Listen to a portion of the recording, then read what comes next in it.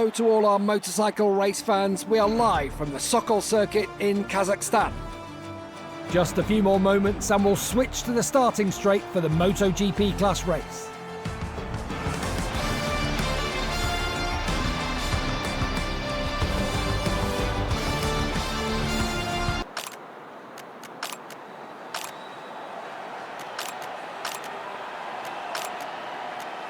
Everything is ready for the start of the race. Marc Marquez is the big favourite from pole position. Just a few moments more until the lights go out and the riders will get going.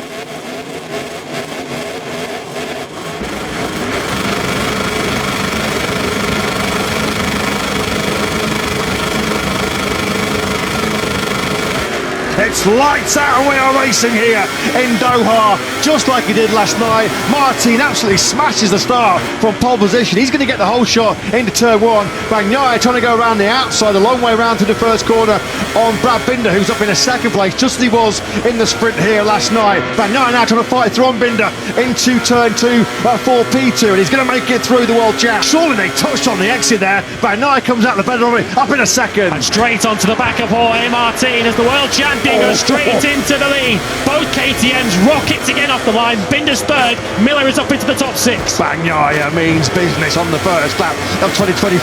Brilliant, super aggressive by the World Champ. He backs that factory Ducati into turn six. This is aggressive. I've seen Pakai on the opening lap of the Grand Prix for quite some time. He knew he could not let Martin get away or get into his rhythm at the front. He's so good at leading and managing the pace, isn't he, at the head of the Grand Prix? But Pakai has executed his plan A to perfection. That was brilliant a statement, wasn't it, from the reigning world champion?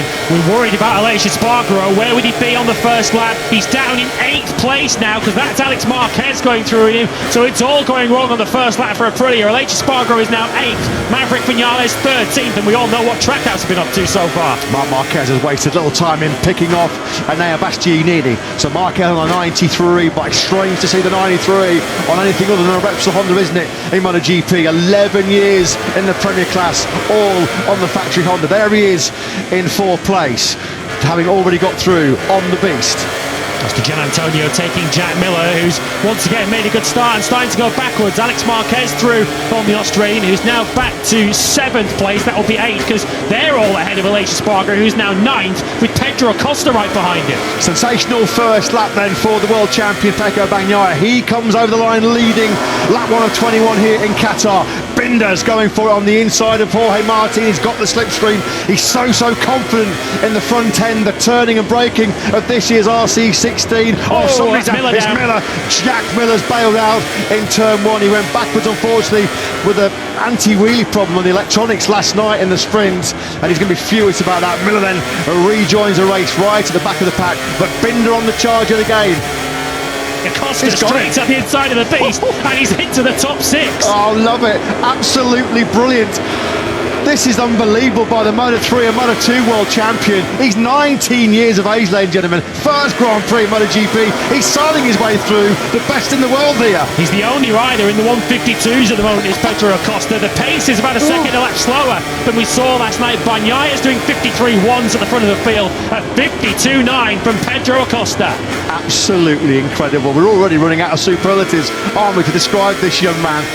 He's got until the Sachsenring to be the youngest rider to win in Premier Class history. Thought that was going to be a big ask. It might happen in the next 20 minutes or so, because Pedro Acosta has just been absolutely incredible. Martin now back through into 2nd place, up the inside of Binder. That was the textbook move, wasn't it, by Martin going through turn 10. Beautifully done. Loving the work there of Martin. That was the classic move. Further back then, there's Acosta. He's going to be surely through on Alex Marquez sooner rather than later. Well, the first rider that Pedro Acosta actually passed in his MotoGP career had to be, didn't it? 8-time world champion Marc Marquez, right at the start of that hectic sprint here last night. This is going to be mouth-watering, isn't it? Very soon. If Acosta can make it through on Alex Marquez, it's the old master, isn't it? The 8 times world champion. Here he goes, wasting precious little time on the inside of Alex Marquez. He's now in a Marquez sibling sandwich, isn't he, Pedro Acosta? These are the kind of battles we were hoping would rage in 2024. Marquez, the older generation, the senior statesman, against the new young blood of Pedro Acosta, who is on the charge, smelling blood here, the shark. What's all the fuss about? I thought MotoGP was supposed to be difficult, he says, as he comes through in Alex Marquez. This is a battle that many have waited years and generations to see. Marc Marquez, the 8 times world champion, and many say the next Marc Marquez, right up behind him, Pedro Acosta in 5th. Binder still isn't done with Jorge Martin, as once again he's all over the back of the sprint winner as we come on to the start-finish straight to start lap 6. That KTM's got some proper poke this year, hasn't it? Side by side they go in the braking zone. Martin toughs it out, decelerating from nearly 365 kilometres an hour down to the second gear, 100 kilometres an hour, second gear, first corner. Looking a little bit further back, there's Pakai in the top left-hand corner of your screens. He still leads this Grand Prix after that super aggression at the start. Now here we go, this is going to be tasty. A long race weekend comes to a close with the end of the MotoGP race. Let's have a look at the race results and then we'll see